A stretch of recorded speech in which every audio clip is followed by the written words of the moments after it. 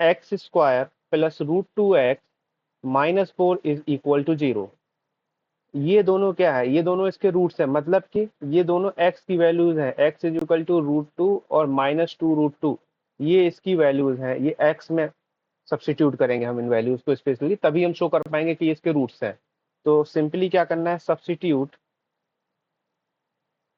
x is equal to root two in the given equation. तो equation हमें given है, उसमें हम x is equal to root two की वैल्यू रख देंगे सबसे पहले। ठीक है, एक पार्ट ये हो गया। दोबारा में क्या करेंगे, x is equal to minus two root two रख देंगे। अगर ये बराबर आ जाता है तो जीरो के, तब तो ये रूट है, अदरवाइज नहीं है। ठीक है, सिंपली एक्स की जगह सब्स्टिट्यूट कर दिया। Root two square is two plus root two into root two is two minus four is equal to zero. Two plus two is four minus four is equal to zero. आप देख सकते हैं ये zero के equal हो गया है। L H S is equal to R H S. It means x is equal to root two is a root of या factor of x square plus root two x minus four. ठीक है, दूसरा दोबारा substitute करो। Substitute x is equal to minus 2 root 2 in the given equation.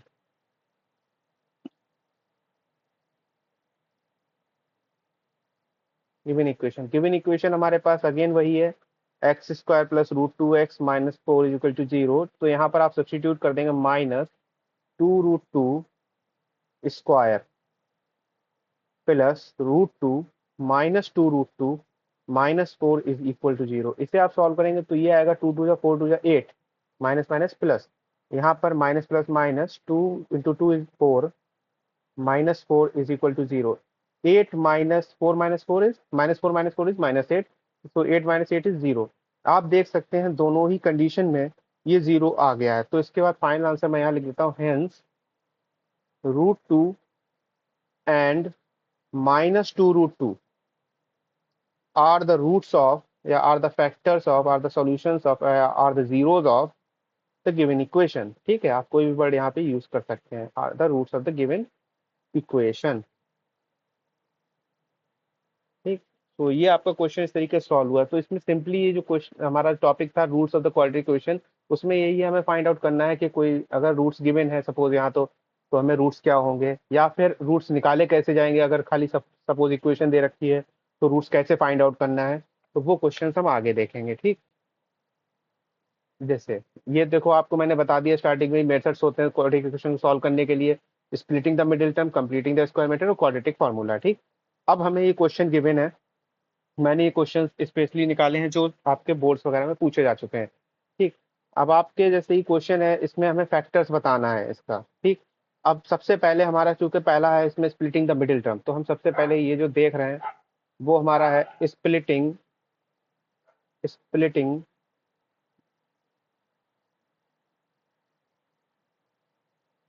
Splitting the middle term method. Splitting the middle term, हम इसका use करके questions को पहले सॉल्व करेंगे। सबसे पहला है हमारा four root three x square plus five x minus two root three is equal to zero. अब कैसे सॉल्व करते हैं, मिडिल टर्म कौन सा है, फाइव एक्स, इसको स्प्लिट करना है। अब कैसे क्या करते हैं, सबसे पहले एक्स स्क्वायर के आगे जो टर्म है, दैट कोफिशिएंट लगा हुआ है फोर रूट थ्री, इसको मल्टीप्लाई कर देंगे इस सी वाले टर्म से, that is minus two root three. Sign का बहुत ध्यान रखेंगे, साइन के साथ लेके चलेंगे। तो ये आपका सॉल्व होकर आ जाएगा, फोर टू या एट थ्री या twenty four, minus twenty four. Minus twenty four के ऐसे फैक्टर करने हैं, जैसे मैं यहाँ पे करके दिखाता हूँ। एट इंटू माइनस थ्री अगर करा जाए, एट थ्री या twenty four, minus twenty four आएगा। अगर हम एट इंटू माइनस थ्री करते हैं तब तो आपका आ गया माइनस ट्वेंटी फोर जो यहाँ पर था। इसको इस तरीके से सब्ट्रैक्ट या ऐड करो कि हमारा जो है फाइव एक्स आ जाए। तो इसे कैसे कर सकते हैं हम लोग, ऐसे कर सकते हैं, देखिए four root three x square plus eight x minus three x. ठीक है, eight x minus three x करेंगे तो फाइव एक्स आएगा। ठीक, या हम कह सकते हैं प्लस माइनस थ्री एक्स लिख दें, तब नेक्स्ट स्टेप एक स्टेप बढ़ जाएगी। ठीक है, तो जरूरत नहीं है। ठीक, minus two three equal to zero, eight और माइनस थ्री का यूज करके हमने फाइव एक्स इस तरीके से ब्रेक कर लिया। तो इसके बाद यहाँ से अगर हम देखें इन दोनों टर्म्स में, four root three x square plus eight x, इसमें कॉमन क्या आ सकता है, कॉमन आ जाएगा फोर एक्स, यहाँ बच जाएगा root three x plus two. ठीक है, अब यहाँ हमें कॉमन लाना है। देखो अंदर तो ध्यान आपको मैं बता दूं पहले ही कि अंदर तो यही आने वाला है √3x+2, तो आप पहले ही लिख लो। ठीक, अब आपको आसानी हो जाएगी। अब आप देखो 3x है यहाँ पे, √3x लाना है, तो यहाँ पर क्या करें, √3 से मल्टीप्लाई कर दो, √3 इंटू √3 3, एक्स अंदर है ही। ठीक है, अब आप देख लो नेक्स्ट वाला भी, माइनस माइनस अगर ब्रैकेट ओपन होगा तो ये माइनस हो जाएगा यहाँ पे। ठीक है, 2 इंटू √3 इज 3। ठीक है, सॉरी √3 हमने बाहर ले लिया, तो 2 अंदर बच गया, -2 √3। Okay, is equal to 0। इसके बाद 4x और ये -√3 इसको एक साथ लिख देंगे यहाँ पर, इसको यहाँ पर एक साथ लिख देंगे। रीअरेंज प्रॉपर्टी आपने पढ़ी होगी पहले। ठीक, एक ब्रैकेट एक अलग हो गया, ये ब्रैकेट इसमें आ गया। तो इसके बाद क्या होता है, ये दोनों ही 0 के इक्वल होंगे। 4x minus √3 is equal to 0 और √3x+2 इज इक्वल टू 0। इससे x की यहाँ से वैल्यू आ जाएगी, दैट इज √3/4। यहाँ से x की वैल्यू आएगी -2/√3। एक बात ध्यान रखिए, कभी भी डिनोमिनेटर में रूट में नहीं छोड़ना है आंसर जल्दी। ठीक है, तो इसको हम कॉन्जुगेट से मल्टीप्लाई करते हैं √3/√3 से, तो ये आ जाएगा -2 √3/3। ठीक है, तो यहाँ पर आपको दोनों फैक्टर्स ऑब्टेन्ड हो गए जो चाहिए थे, x इज इक्वल टू √3/4 और -2 √3/3। ये दो ऐसी वैल्यूज हैं, इनको अगर आप सब्सटीट्यूट करेंगे x में तो ये इक्वेशन को सेटिस्फाई कर देंगे दोनों। LHS पे भी 0 ही आ जाएगा सॉल्व होकर। ठीक है, 0 के इक्वल हो जाएंगी। तो इस तरीके से आपको फैक्टर्स फाइंड आउट करने हैं by splitting the middle term. ठीक है, देखिए एक क्वेश्चन और मैंने लिया है यहाँ पर, ये ठीक है, इसको देखो कैसे सॉल्व करेंगे। इसमें हम क्या करें, ये हमारा LHS है। ठीक है, इसमें आप RHS से -1/x हो जाएगा, अगर LHS पे लाएंगे तो माइनस हो जाएगा। ठीक, इधर आप इसको ही रहने दीजिए। इसके बाद सिंपली इसको सिंप्लीफाई करिए, a+b+x आपने यहाँ से कॉमन ले, ये हो गया एलसीएम लिया है एक्स, ये a+b+x, ये तो आपको आता ही होगा एलसीएम लेना, तो ये आ जाएगा x माइनस a+b+x। इधर एलसीएम लेंगे राइट हैंड साइड पे ए बी, और इधर a+b+x या a+b एक ही बात है। ठीक, मैंने इसको डायरेक्ट लिख दिया।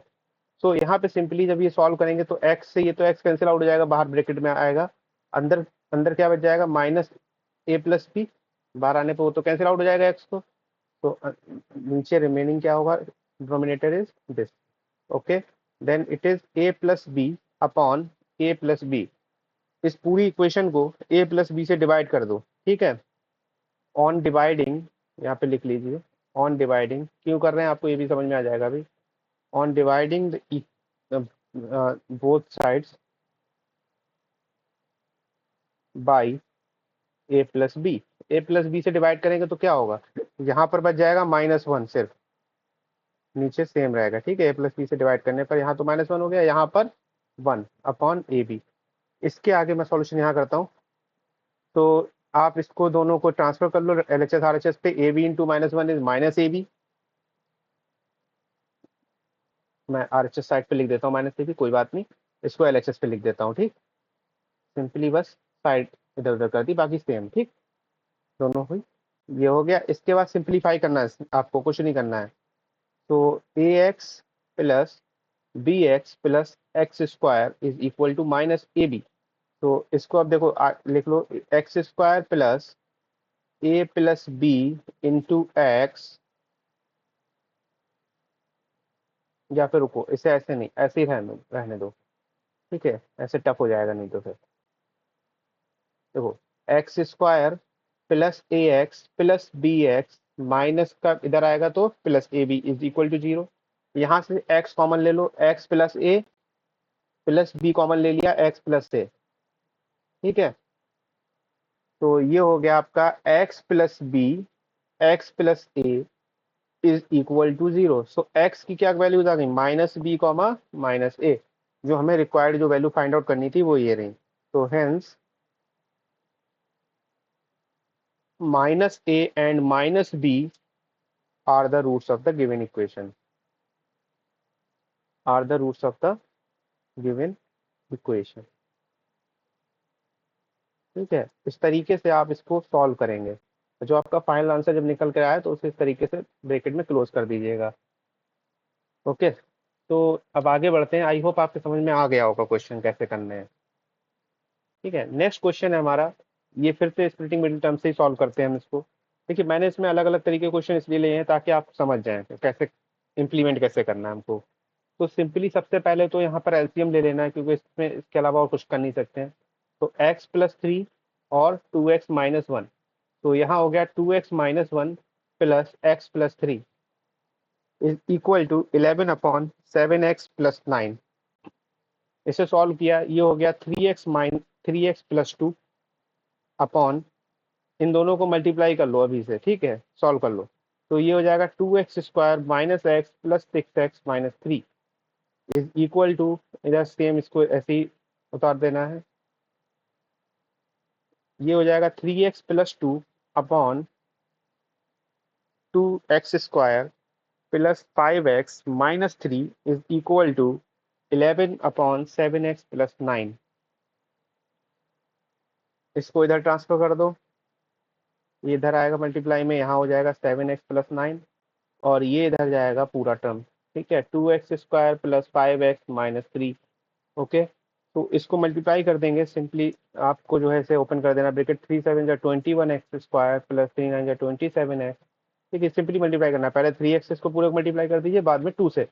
2 7 जा 14x प्लस 2 9 जा 18 is equal to 22x² plus 55x minus 33। ठीक, इसके आगे सॉल्यूशन यहाँ पे देखिए, ये आ जाएगा आपका, सबको एक साइड पे ले आते हैं, ठीक है, 22x² प्लस 27x, इसको आप समेशन कर लो, दोनों को यहीं पर जोड़ देते हैं। 27 और plus 14 is 41x and minus 55x plus 18 plus 33 is equal to 0। Okay, ये हो जाएगा -x² minus 14x plus 51 is equal to 0। Simply equation आ गई, इसको पूरे को नेगेटिव साइन से मल्टीप्लाई कर देंगे, ठीक है, तो ये हो जाएगा आपका, इस तरीके से इक्वेशन फ्रेम हो गई। अब यहाँ पर हम लोग स्प्रेडिंग द मिडिल टर्म लगाएंगे। 51 के ऐसे फैक्टर करने हैं, 51 इंटू 1 होगा इधर, ठीक है, 51 या 15, तो 51 के ऐसे फैक्टर करने हैं जो 14x आ जाए, तो ठीक, तो ये आपका 17 इंटू 3 अगर करा जाए, 51, 17 3 जा 51 होता है, 17 माइनस 3 14, ठीक है, तो इसके फैक्टर होंगे 17x minus 3x minus 51 is equal to 0।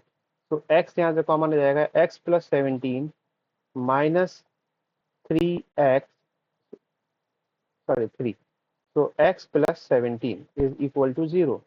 तो x minus 3 x plus 17 is equal to 0, तो x is equal to 3 comma minus 17।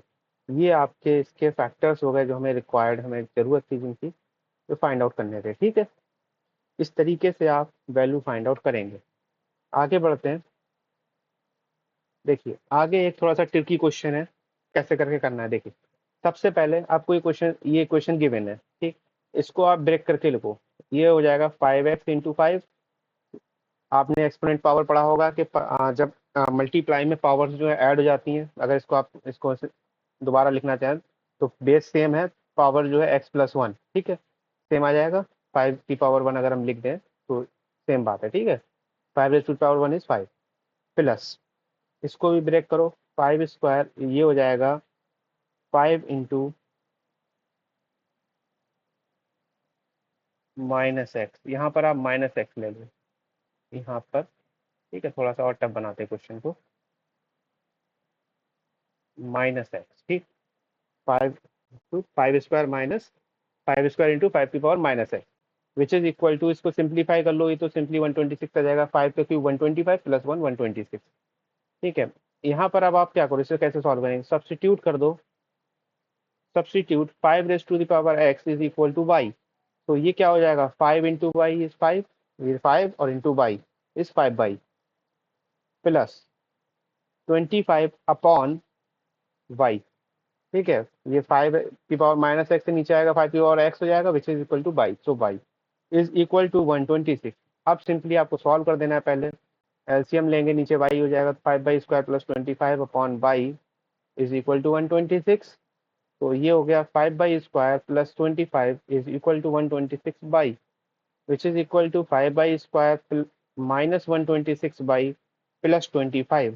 अब देखो 25 5 जो होता है 125, तो 125 के फैक्टर क्या हम लिख सकते हैं, 125/(1/) मतलब 125/-1/(126), आप ब्रेक करके लिख सकते हैं। ये चीज़ें पहले आप पढ़ चुके होंगे, ठीक, इसलिए मैं डायरेक्ट कर दे रहा हूँ थोड़ा। ठीक है, इसके बाद यहाँ से 5/, कॉमन ले लेंगे, तो आपके पास बचेगा y-25 माइनस 1 कॉमन आ जाएगा, 1 y-25 इज इक्वल टू 0।